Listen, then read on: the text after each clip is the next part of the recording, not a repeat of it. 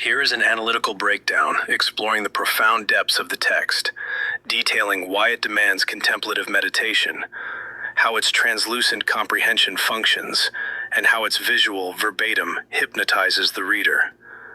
The text demands deep meditation first, because of its stark juxtaposition between an inflexible, bedrock absolutism and a fluid spiritual metamorphosis, illustrating how eternal stability allows radical personal evolution without psychological disintegration. Second, the architecture of the miraculous sunken concavity presents a striking spatial metaphor of an internal sanctuary, a mental emptiness that is paradoxically brimming with divine resources, where silence functions as a fertile vessel rather than a void.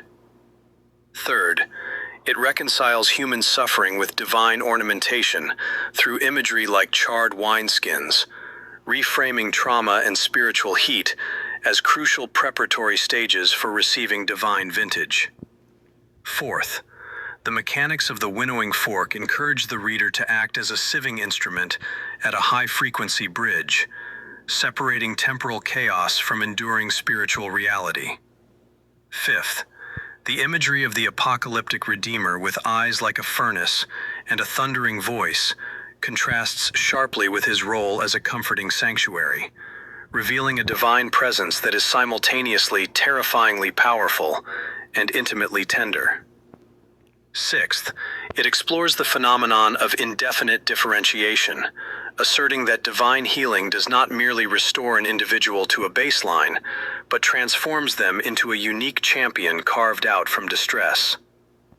Seventh, the passage offers liberation from temporal constraints by asserting that God transcends the past through opportunities already existing in the future, placing the reader squarely in an eternal present.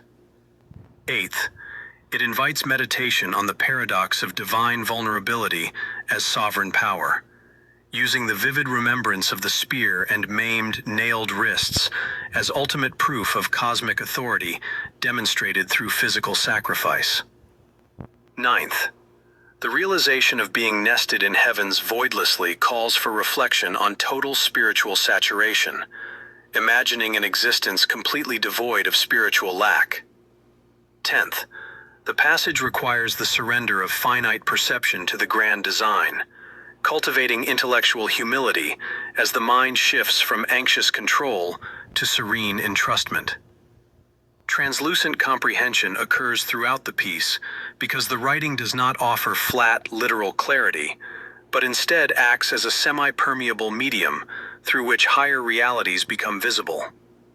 Through linguistic layering, the text utilizes extraordinary 4- and 5-syllable vocabulary, such as absolutism, clairvoyance, synchronicity, and differentiation, to create a dense verbal lattice where the reader must peer through the vocabulary to sense the underlying spiritual momentum.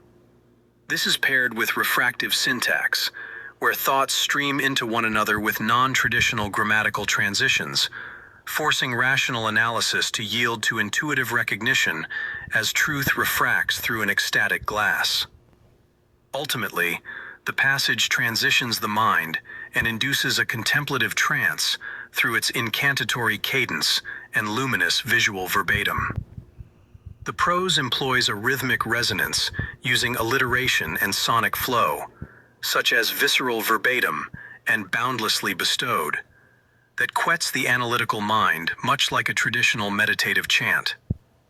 By inundating the imagination with hyper-vivid archetypal visuals like eyes like a furnace, charred wineskins, and high-frequency bridges, the text overloads standard cognitive faculties and creates an elevated receptive state. As the reader navigates the dense, extraordinary vocabulary, initial intellectual friction gives way to rhythmic absorption, allowing the mind to cease parsing individual words and instead float upon an overarching current of divine assurance that resolves in the triumphant stillness of "Hallelujah, He reigns."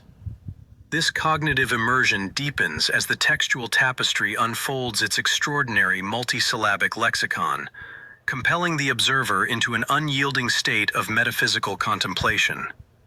By engaging with phrases that evoke unpredictable spiritual dimensions, the psyche is invited to abandon mundane cognitive frameworks and embrace an elevated perceptual paradigm. The persistent recurrence of elevated vocabulary, such as reconciliation, perpetuation, reassurances, and manifestation, serves as an intellectual bridge, elevating simple devotional sentiment into an intricate, multi-threaded sanctuary of internal reflection. The reader does not merely decode these linguistic sequences. Rather, the mind experiences a subtle restructuring, where complex phonemes resonate as acoustic anchors, arresting transient thoughts and directing the attention toward an enduring, transcendent focal point. Furthermore, the continuous momentum of this poetic expression generates a peculiar psychological velocity.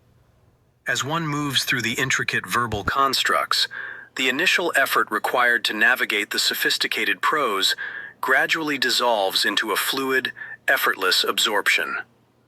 The dense visual imagery, evoking fiery furnaces, celestial tapestry, and unbreakable chains, operates as a series of intense symbolic markers that occupy the imagination fully. This deliberate overload of rich sensory details systematically disarms the analytical apparatus of the brain to conceive a monument unadulterated,